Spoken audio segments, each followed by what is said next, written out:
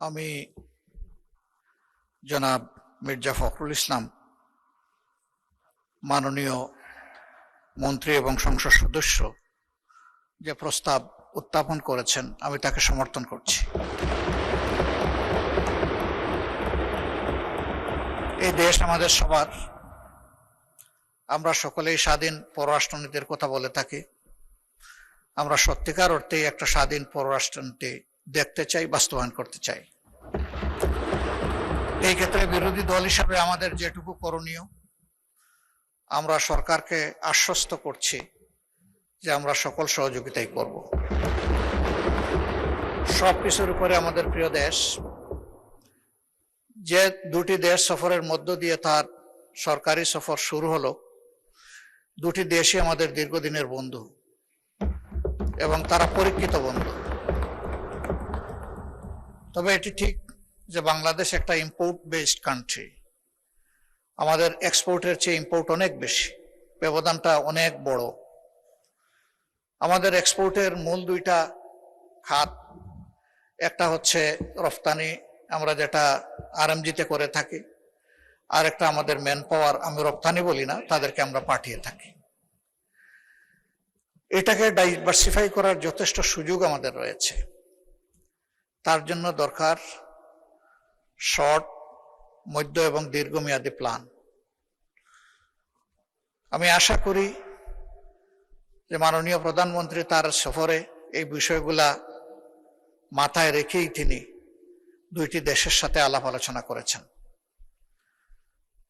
যেহেতু আমরা সংসদীয় গণতন্ত্রের রাজনীতিতে আছি, খুবই ভালো হয় স্বচ্ছতা এবং জবাবদিহিতার স্বার্থে, জনগণের স্বার্থে বিদেশের সাথে যতগুলা মৌলিক চুক্তি সম্পাদিত হবে সেগুলাই সংসদে নিয়ে আসা। এই 350 মানুষই কিন্তু 18 কোটি মানুষ বা 20 কোটি মানুষের প্রতিনিধিত্ব করছেন। তারা যখন জানবেন তখন এর মধ্য দিয়ে সরকার এবং জনগণের সাথে সেতুবন্ধন তৈরি হবে। এটা আমরা সবাই বলি, সবাই চাই যে আমাদের রিলেশন হবে মিউচুয়াল রেসপেক্ট এবং ইকুইটির ভিত্তিতে। আমি আশা করি তিনি সেই সতর্কতা অবলম্বন করেছেন। আমি এও আশা করি যে আমাদের স্বাধীন ফরেন পলিসিতে কেউ হস্তক্ষেপ করুক, এটা আমরা কখনো মেনে নেব না। দেশের স্বার্থ আগে, তারপরে অবভিয়াসলি কারো সাথে আমাদের চুক্তি যাই হোক সেটা হবে মিউচুয়াল ইন্টারেস্টের ভিত্তিতে। আমরা কাউকে ক্ষতিগ্রস্ত করতে চাই না, কিন্তু আমরাও ক্ষতিগ্রস্ত হতে চাই না। এই ভারসাম্যটা রক্ষা করেই আগামীর পলিসি যেন পরিচালিত হয়। আমি মাননীয় প্রধানমন্ত্রীর সুস্বাস্থ্য এবং দীর্ঘায়ু কামনা করছি এবং তার সরকারের সফলতাও কামনা করছি।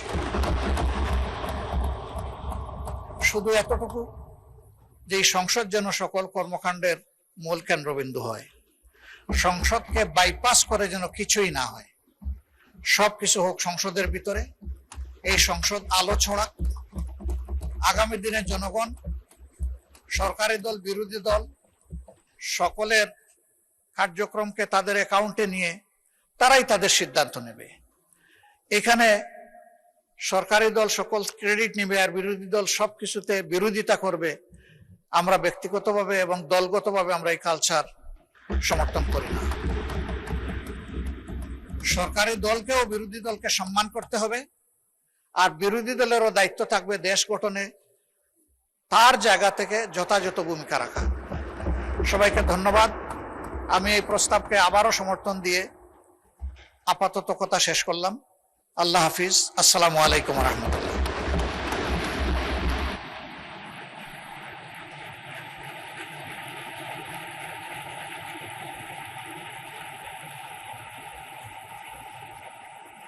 মাননীয় সদস্যবৃন্দ,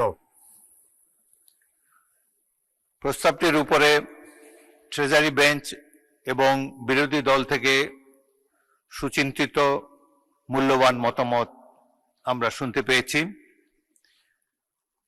সহজেই অনুমিত হচ্ছে যে মাননীয় প্রধানমন্ত্রী সাম্প্রতিককালের মালয়েশিয়া এবং চীন সফরটি পররাষ্ট্র নীতিতে এক নূতন দিগন্তের সূচনা করেছে। এর ফলে বাংলাদেশের স্বাধীনতা, সার্বভৌমত্ব, নিরাপত্তা আরো সংহত হবে বলে আমরা সবাই মনে করি। বিশেষ করে অর্থনৈতিক ক্ষেত্রে বাংলাদেশের উন্নয়নের সপক্ষে অত্যন্ত বলিষ্ঠ পদক্ষেপ ছিল এই সফর।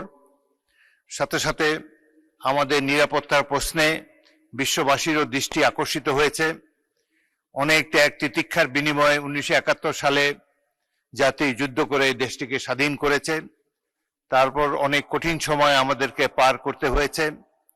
এমন এমন সরকার এই দেশে জনগণ দেখতে পেয়েছে যারা স্বাধীনতার সার্বভৌমত্ব অক্ষুণ্ণ রাখার জন্য কোনো প্রচেষ্টাই গ্রহণ করেনি। বর্তমান সংসদ নেতা এবং মাননীয় প্রধানমন্ত্রীর এই সাম্প্রতিক সফরের ফলে দেশবাসী অত্যন্ত আশান্বিত হয়েছে এবং সাধারণ মানুষও এই সফরটি সাফল্যের সাথে সমাপ্ত করার জন্য প্রধানমন্ত্রীকে ধন্যবাদ জানাচ্ছে।